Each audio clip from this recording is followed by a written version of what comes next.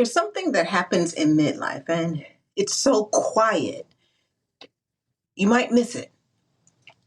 You start understanding that the center of your emotional life isn't him. Now, that can feel strange because technically you're still in your relationship. Nothing dramatic has changed, so nobody has cheated or moved out or anything big has happened. Yet something inside of you has shifted. And if you've spent most of your life centering men, which many of us did, this can feel like the ground moved just a little bit. Because for a long time, our nervous systems were organized around our guy, around their mood, their reactions, their comfort, even when we didn't even realize that we were doing that. Now, before someone hears that the wrong way, this is not about blaming men. This is about naming the structure most of us were raised inside of. For most of history, society ran under patriarchy. Men held the legal power, their financial power, the social authority. Women couldn't own property. We couldn't open bank accounts. Well, the women before us, like certainly our grandparents, they couldn't own bank accounts, couldn't just leave relationships without risking everything. So love wasn't just romance. Love was survival. And when something is tied to survival, your nervous system learns to orient toward that, to start centering around it. So women became very good at something that doesn't get named very often. We became very good at managing ourselves so that things stayed smooth, cushioning what we said so things stayed light, softening our tone so the atmosphere stayed calm, smoothing over friction before it turned into something bigger. And the thing is, we did this so consistently that it started to feel normal to us. We didn't even see it as labor. We just saw it as life. But here's where midlife and menopause specifically start to change things. Because once your hormones start shifting, your tolerance for unnecessary strain, that's going to change too. Your body just doesn't have the same buffering system that it used to. Recovery for most anything takes longer. Your sleep will get a little bit lighter. Your nervous system becomes more honest. And suddenly the emotional work you used to do automatically starts to feel heavy. So hear this. A lot of women realize in midlife that we weren't just loving men, we were orbiting or organizing ourselves around them. Not in an obvious way, but in a thousand small adjustments kind of way. You knew when to hold something back. You knew when to smooth things over. You knew when to manage your own reaction so the situation didn't get out of control. It's that your nervous system learned the assignment. So when that orientation starts to shift in midlife, something interesting happens. You suddenly have space. And space can feel a little bit odd, a little bit disorienting.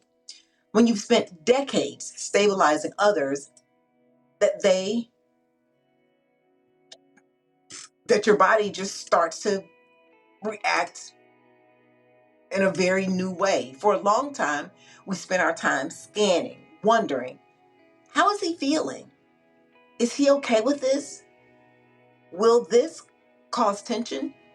But when that scanning starts turning down, your system notices something. Your energy becomes available. And that's when you wonder, if you're no longer centering men, even in your own relationship, what do you do now? center yourself. But because you're not prepared for this part, when the shift started happening for me, there were moments where I almost chose old patterns because they were easy. They were my defaults. And of course, not because I wanted to do that, but because they were familiar and gave pretty predictable outcomes. It was a script that I knew. Because when your energy is organized around someone else, your role is very clear. It's not comfortable, but it's clear. When it isn't anymore, your life opens up in ways that make you feel undefined. And that's the part many women are quietly sitting inside of right now, not in misery, not in crisis, just a subtle calibration. Now, here's the thing. Decentering men doesn't mean you stop loving the man you're with. It doesn't mean you become cold. It doesn't mean you stop caring about the relationship. It simply means the center of gravity moves back into your own body. You wake up, and the first question isn't around him. The first question in your day is, how am I feeling today? What do I have energy for?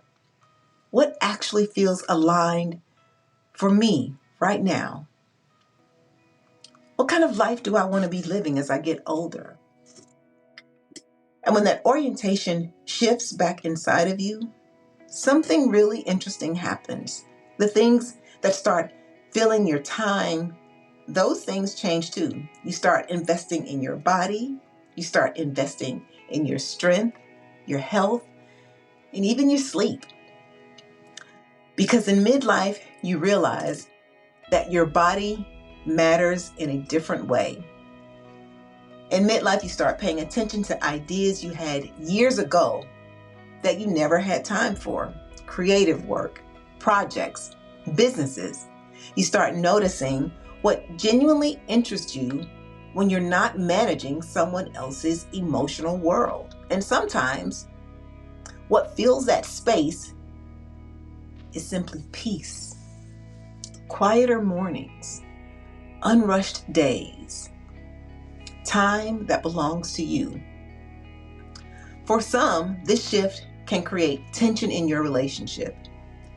Because when a system has run one way for decades and one person changes their mode of operandi, the relationship dynamic naturally adjusts.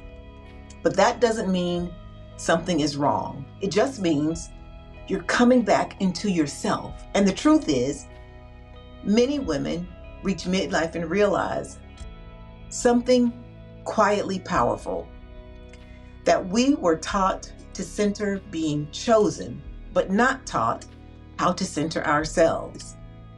So when that finally starts happening and it feels unfamiliar, that doesn't mean it's wrong. This unfamiliar just means you're finally living from the center of your own health, sleep, and well-being needs. And at this age, that's not rebellion. At this stage, my friend, that is midlife calibration. All right, that's all I have for today. I hope this makes sense. I hope this direction feels right for you. It certainly feels right for me. And I hope we can do it together. All right, take care of yourselves. I really do mean take care of yourself.